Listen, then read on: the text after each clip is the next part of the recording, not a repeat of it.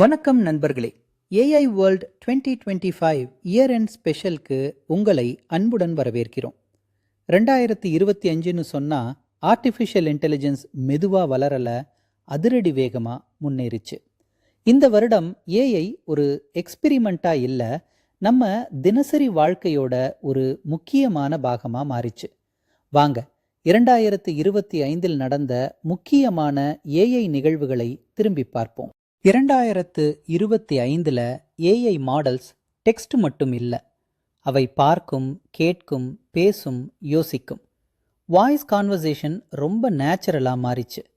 Image, வீடியோவையும் உடனே புரிஞ்சுக்க ஆரம்பிச்சு. ஒரே ஃப்ளோவில் காம்ப்ளெக்ஸ் டாஸ்கை ஹேண்டில் பண்ண ஆரம்பித்தாங்க.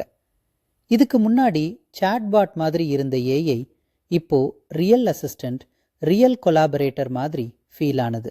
25 கிரியேட்டிவிட்டிக்கு ஒரு பெரிய turning point. Music, video, animation, ads, education எல்லா துறையிலையிலும் ஏஐ ஒரு கிரியேட்டிவ் பார்ட்னராக மாறிச்சு. ஒரு சாங், ஒரு ஷார்ட் ஃபிலிம், ஒரு யூடியூப் வீடியோ முன்னாடி வீக்ஸ் எடுத்த வேலை 2025 ஹவர்ஸில் பாசிபிள் ஆனது. முக்கியமான விஷயம் என்னன்னா, ஏஐ கிரியேட்டிவிட்டியை ரீப்ளேஸ் பண்ணலை, கிரியேட்டிவிட்டியை மல்டிப்ளை பண்ணுச்சு. ஒரு ஐடியா இருந்தால் போதும், ஒரே ஒரு கிரியேட்டருக்கே ஒரு ஸ்டூடியோவோட பவர் கிடைச்சது.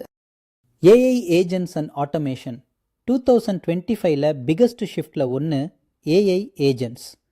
இது சிம்பிள் சாட்பாட் கிடையாது. டாஸ்க் பிளான் பண்ணும், டிசிஷன் எடுக்கும், கோடு எழுதும், ஒர்க் ஃப்ளோவை ஆட்டோமேட் பண்ணும். பிஸ்னஸ் வேர்ல்டில் AI agents customer support, software development, analytics, ஆப்பரேஷன்ஸ்னு எல்லா இடத்துலும் யூஸ் ஆனது. இதுதான் அசிஸ்டிவ் ஏஐலேருந்து அட்டானமஸ் ஏஐக்கு நடந்த பெரிய ஜம்ப். இந்த எல்லா முன்னேற்றத்துக்கும் பின்னால் ஒரு பெரிய ஹார்ட்வேர் அண்ட் கம்ப்யூட் ரேஸ் நடந்துகிட்டே இருந்துச்சு. 25 ஒரு விஷயம் கிளியர் ஆனது.